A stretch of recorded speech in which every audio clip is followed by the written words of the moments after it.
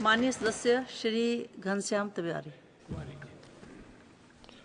माननीय सभापति, उपसभापति महोदय, मैं अपना कथन प्रारंभ करने से पहले माननीय वित्त मंत्री जी को, माननीय प्रधानमंत्री जी को और सारे राष्ट्र को एक बधाई देना चाहूँगा कि आज इंटरनेशनल मॉनेटरी फंड ने कहा है कि 10 वर्ष में भारत की जीडीपी 2.1 से बढ़कर 4.2 ट्रिलियन डॉलर हो गई है।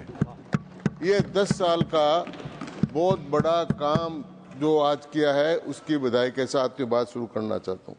माननीय उपसभापति महोदय, विनियोग विधेयक और वित्त विधेयक, इस पर हमने चर्चा की। माननीय वित्त मंत्री जी ने लोकसभा में बोलते हुए कहा था कि ये जो वित्त विधेयक है ये भारत को 2047 तक विकसित भारत बनाने की दिशा में एक कदम है और उसके हिसाब से इसमें समायोजन किया गया है। माननीय उपसभापति महोदय, ये जो एप्रोप्रिएशन बिल है इसके बारे में भी है कि ये कंसोलिडेटेड फंड से सरकार को पैसा निकालने का अधिकार तो देता ही है, लेकिन पहले ये विनियोग विधेयक एक एक करके जमा होकर के स्टेट्यूट बुक पर लगे रहते थे।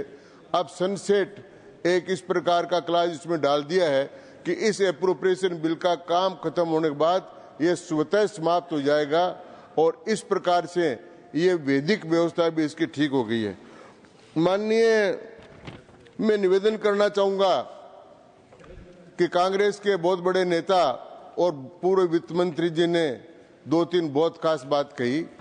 उन्होंने पहला ये बात किया कि इस बिल को केवल 4 सप्ताह के बाद कोई इसकी चर्चा ही नहीं कर। मैं निवेदन करना चाहूंगा कि उन चर्चा करने वालों से आप मिलते ही नहीं कि जब 8वां वेतन आयोग इस सरकार ने घोषित किया है और उस वेतन आयोग की जो लाभ केंद्रीय कर्मचारियों को मिलेगा, राज्य सरकार के कर्मचारी, भारत सरकार समझौता है कि उनके बराबर राज्य कर्मचारियों का होगा, तो वो लोग इस बात की चर्चा कर रहे हैं कि ये बजट कैसा है। जैसा अभी यहाँ पर बार बार चर्चा हुई कि 12 लाख रुपए तक जो इनकम टैक्स माफ किया है, वो लोग इस बात की चर्चा कर रहे हैं कि ये बिल कैसा है। ये किसान चर्चा कर रहे हैं माननीय सभापति महोदय कि जिनको 20 किस्त लगातार मिल गई है, वो चर्चा कर रहे हैं कि ये बिल कैसा है। वो लोग चर्चा कर रहे हैं इस बिल की जिनके घरों में शौचालय बन गए। वो लोग चर्चा कर रहे हैं इस पर कि जिनके यहाँ पर 18,000 गांव में जो बिजली का कनेक्शन नहीं था, उनके घरों तक बिजली का कनेक्शन चला गया। वो चर्चा कर रहे हैं। इसलिए माननीय चिदंबरम जी को उनकी चर्चाएं सुनाई नहीं देती।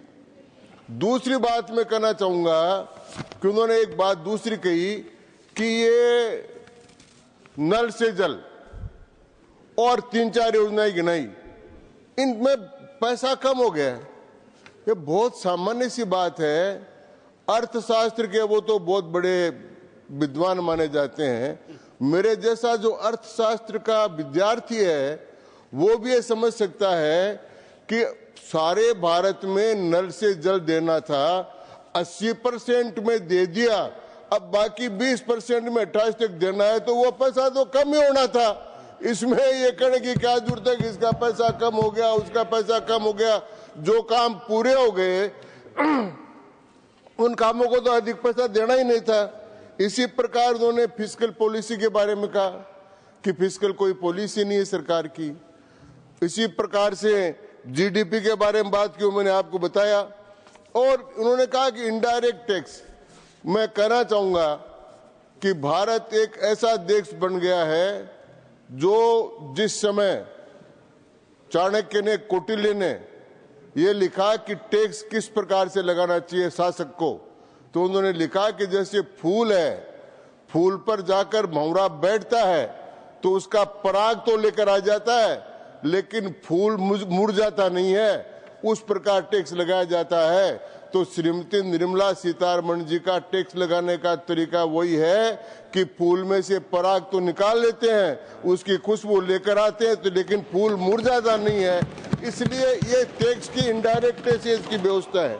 माननीय, हाँ जी, आपको इसका अब कैसा किस प्रकार का लाते हैं बताते हैं कि हमारे यहाँ लक्ष्मी 3 प्रकार से आती है साहब। एक है राष्ट्र लक्ष्मी, एक है समाज लक्ष्मी और एक घर की लक्ष्मी। गृह लक्ष्मी होती है तो आज माताएं बने होती है आमतौर पर, और राष्ट्र लक्ष्मी की आराधना के लिए भी हमने निर्मला सीतारमण जी को लगाया है। तो राष्ट्र लक्ष्मी की आराधना करें, राष्ट्र लक्ष्मी नहीं है, राष्ट्र लक्ष्मी की आराधना करें, क्योंकि श्री सूक्त में लिखा है, श्री सूक्त ऋग्वेद में था और ऋग्वेद के 16 ऋचाएं हैं, उनमें 3 ऋचाएं लक्ष्मी के बारे में है। तो श्री सूक्त में लिखा प्रादुर्भूतोस्मि राष्ट्रे अस्मिन् कृत्रिम वृद्धि ददातु में, सबसे पहले मेरे राष्ट्र को श्री संपन्न करो, राष्ट्र में लक्ष्मी का वास करो। वो हमने राष्ट्र को चौथी अर्थव्यवस्था में लाने तक पहुंचाने का काम किया है, वो राष्ट्र लक्ष्मी का आह्वान है। ये 10 साल में भारत सरकार ने किया। फिर उसके बाद में लिखा आप अभिभूति समृद्धिम च सर्वाम निर्णुत में गृहात, मेरे घर में सब प्रकार की सुविधाएं दो।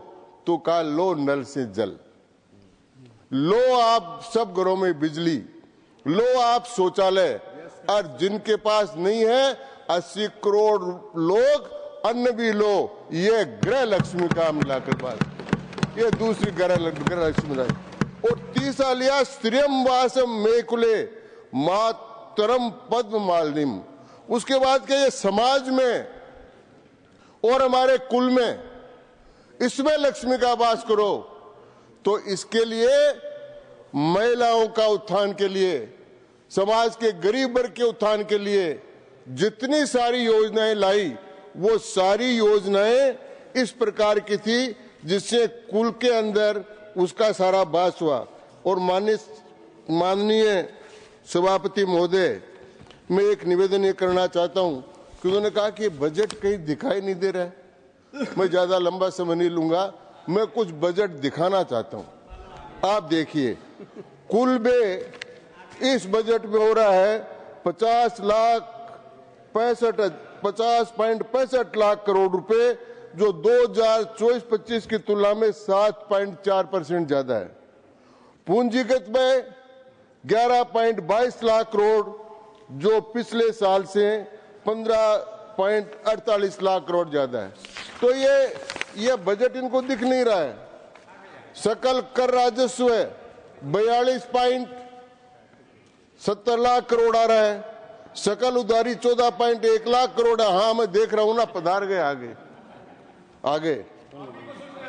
राज्यों का हस्तांतरित संसाधन 25 लाख करोड़ से बढ़कर 4.91 लाख करोड़ ज्यादा, ये लक्ष्मी राज्यों में भी चली गई। इसी प्रकार से राजकोष से घाटा जो अनुमानित था वो कम होता जा रहा है। बजट में जो प्रावधान किए हैं, ब्याज में भुगतान में, सशस्त्र बलों की बढ़ती आवश्यकताओं में, रोजगार सृजन में, केंद्र प्रायोजित योजनाओं में, इन सब में जो सारी बढ़ोतरी हुई है, और एक प्रकार से ये बजट और ये सारा अपन अगर इसको देखें, अगर तुलना करें, तो एक दशक जो है भारत का स्वर्णिम विकास का दशक है। यह मोदी जी के कार्यकाल का दशक। इसमें किस बात की कमी की? आज सड़क पर जाने वाले को पता लगेगा। माननीय सदस्य 2 मिनट। हाँ, 2 मिनट माननीय।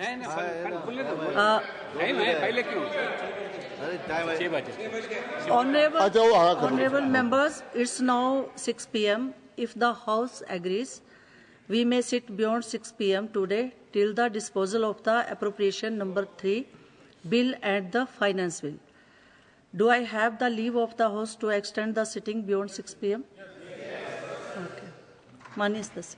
तो मैं कहना ये चाहूंगा, माननीय चिदम्बरम साहब सुन रहे हैं कि ये जो 10 साल है, ये 10 साल इस बात के साल है कि हम एक फकीर के नेतृत्व में काम कर रहे हैं, पैसा कमा रहे हैं, अर्थव्यवस्था मजबूत हो रही है। प्रधानमंत्रियों को लेना देना नहीं, संपूर्ण राष्ट्र के लिए समर्पित होकर वो काम कर रहे हैं।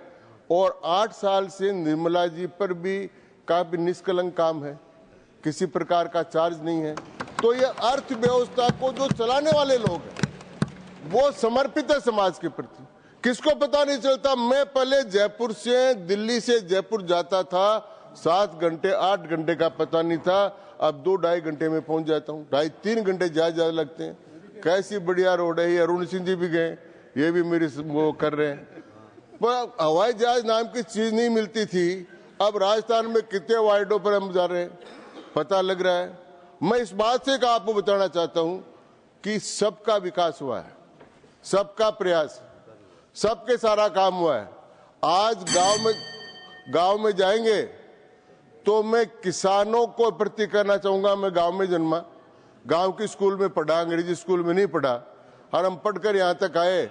आज गांव के अंदर गरीब बस्ती नाम की देखने की चीज नहीं मिलेगी आपको, मैं बताना चाहता हूं। यह 10 साल की समृद्धि का है, और इसलिए यह जो 10 साल की नींव है, यह 2047 तक भारत को विकसित राष्ट्र बनाने की नींव है, मजबूत नींव है। और इतना बड़ा महल खड़ा होगा कि दुनिया देखेगी। अंत में एक बात कहकर कि उन्होंने बार बार एक बात कही कि भाई ट्रंप आ गया है, ट्रंप ने कह दिया है वार ट्रेड हो जाएगी। भाई ट्रंप से डरता कौन है? वो तो ट्रंप है और हमारे पास नरेंद्र मोदी का ट्रंप कार्ड है, ऐसा कार्ड है जो दुनिया भर में चलता है। तो इसलिए कोई डरने की बात नहीं, आप निश्चिंत रहो, सुरक्षित रहो और समृद्ध रहो। इन्हीं शब्दों के साथ बहुत बहुत धन्यवाद। धन्यवाद माननीय सदस्य डॉक्टर